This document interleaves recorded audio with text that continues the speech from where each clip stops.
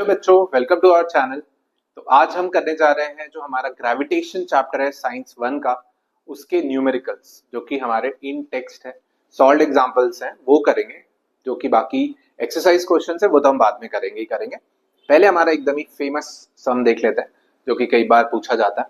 ठीक है, जो पहला पहला सम एकदम बेसिक है। अगर आपको ये चीजें क्लिक होने लगेंगी तो आप जाके एक्चुअल जो सम्स है आगे के वो कर पाओगे। बिकॉज अभी अभी ये सम करने से पहले आपने फोर्स का जो फॉर्मूला है, ग्रेविटेशन फोर्स का जो फॉर्मूला है वो डिराइव किया रहेगा।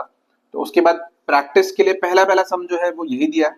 तो सबसे पहले किसी भी न्यूमेरिकल में हमें गिवन इन्फॉर्मेशन लिखनी रहती है, तो आप गिवन इन्फॉर्मेशन बहुत अच्छे से लिखेंगे। तो वो मैं आपको लिख के बताता हूँ कि हमारा क्वेश्चन रीड करते हैं पहले हम, कि Mahendra and Virat are sitting on a bench at a distance of 1 metre from each other. Mahendra and Virat are sitting on a bench at a distance of 1 metre from each other. तो हमने देखा है भाई फोर्स किन किन बातों पे डिपेंड करती है। तो यहाँ पे फोर्स जो है डिस्टेंस पे भी डिपेंड करता है बिटवीन द टू ऑब्जेक्ट्स। यहाँ पे जो दो ऑब्जेक्ट्स हैं वो महेंद्र और विराट ही हैं, इनके बीच की ही हमें ग्रेविटी फाइंड आउट करनी है। एंड देन डिस्टेंस यहाँ पे दिया हुआ है, दैट इज दोनों के बीच में 1 मीटर है। Their masses are 75 kg and 80 kg respectively. इसका मतलब है कि mass of Mahendra is 75 kg, mass of Mahendra is, जिसको हम कंसीडर कर लेंगे M1 is 75 kg। दूसरी चीज जो हमें दी गई है वो है मास ऑफ विराट, जिसको हम M2 कंसीडर कर लेंगे, दैट इज 80 kg। ठीक है, एक और चीज है यहाँ पे जो कि what is the gravitational force between them, मतलब हमें फाइंड करना है दोनों के बीच की ग्रेविटी। बट यहाँ पे एक चीज आपको नहीं दी गई है, वो कौन सी चीज है जो गिवन इंफॉर्मेशन में मेंशन नहीं की है क्वेश्चन में, फिर भी आपको कंसीडर करना रहेगा, that is the constant value, gravitational constant, universal constant of gravity. ये पूरे यूनिवर्स में चाहे कोई भी प्लैनेट हो, कोई भी स्टार हो, इसका वैल्यू चेंज नहीं होगा। तो ये आपको याद होना चाहिए, 6.67 इंटू 10⁻⁻11 न्यूटन मीटर स्क्वायर पर केजी स्क्वायर, ये यूनिट है यूनिवर्सल कांस्टेंट ऑफ ग्रेविटी की। फिर उसके बाद आप लिखेंगे टू फाइंड, कि हमें फाइंड क्या करना है क्वेश्चन में। ठीक है, तो आपको टू फाइंड में you have to find the gravitational force, capital F find करना। ठीक है, अगर ये चीजें आप लिख सकते हो और अगर आपने इसमें मिस्टेक नहीं की है then your sum will be pretty much easy. तो देख लेते हैं सॉल्यूशन। ठीक है, तो यहाँ पर आपने गिवन इन्फॉर्मेशन लिख दिया है, टू फाइंड लिख दिया है, पहले दो स्टेप हमारे पूरे हो चुके हैं।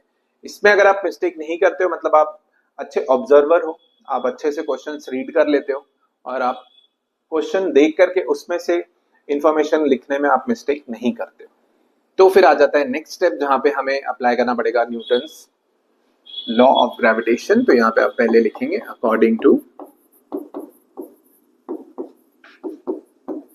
Newton's universal law of gravity. Force का क्या फॉर्मूला है बेटा, force is equals to capital G M1 into M2 upon D square.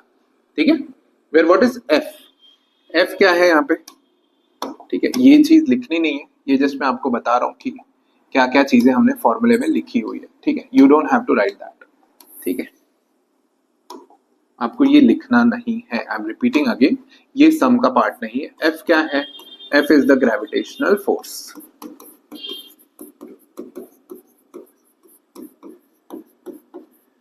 What is M1? Mass of first object। पहला ऑब्जेक्ट हमारा कौन है, पहला ऑब्जेक्ट है अपना फर्स्ट ऑब्जेक्ट है महेंद्र। M2 क्या है, मास ऑफ सेकेंड ऑब्जेक्ट,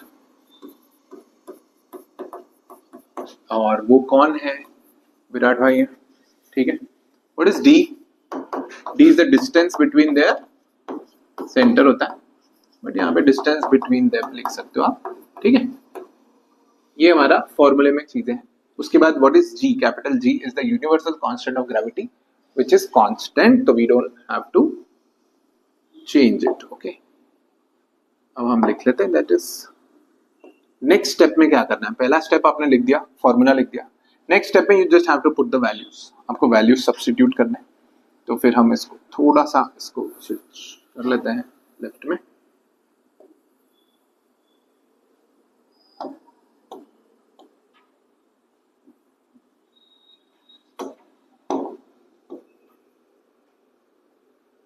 ठीक है, तो अब हम वैल्यूज रखते हैं. जी का वैल्यू है 6.67 into 10 raised to minus 11 into m1 is the mass of the first object. m1 mass of the first object है जो है महेंद्र, जिसका मास दिया हुआ है 75 into m2 is the mass of the second object जिसका मास दिया हुआ है हमें 80 डिवाइड बाय d स्क्वायर मतलब 1 का स्क्वायर. ठीक है, अब यहाँ पे मैंने व्हाइट में क्यों लिखा है, because we have to differentiate कि ये जो एक्सपोनेंशियल है इसको हम अलग रखेंगे, इनको सॉल्व नहीं करेंगे, बाद में हम उन्हें एज इट इज लिख देंगे. तो यहाँ पर 6.67 इंटू 75 इंटू 80, तो 75 8 जा 600 होता है, एंड देन 600 में एक और जीरो डालेंगे तो दैट विल बी 6000 इंटू ये जो हमने अलग से रखा था 10 raised to minus 11 upon 1's square is 1. ठीक है, एक स्टेप हो गया. यहाँ तक हमने कुछ सॉल्व नहीं किया है, हमने जस्ट वैल्यू सब्स्टिट्यूट की है और बस इन दोनों को मल्टीप्लाई किया है. इसके अलावा हमने कुछ भी नहीं किया. यहाँ तक समझा आप सबको? ठीक है, नेक्स्ट स्टेप आगे क्या करेंगे. आगे आपको क्या करना है, you just have to multiply these 6.67 into 6000. इसको आप ऐसे मल्टीप्लाई कर सकते हो, 6.67 इंटू 6 कर लो, बाद में हम 3 0